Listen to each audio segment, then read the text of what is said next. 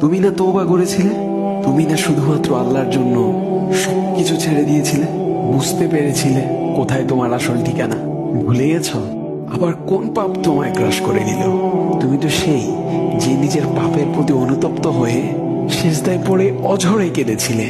তাহলে আবার কেন দুনিয়ার ধোঁকায় পড়ে গেলে?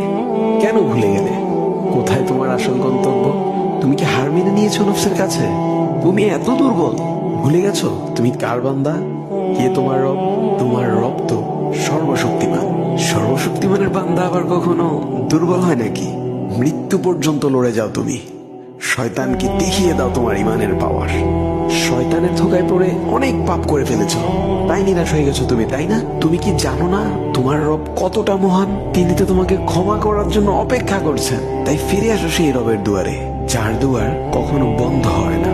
ভিডিওটি ভালো লাগলে একটি শেয়ার করে দিবেন, হয়তোবা আপনার একটি শেয়ারও কারো হেদায়েতের উসিলা বনে যাবে।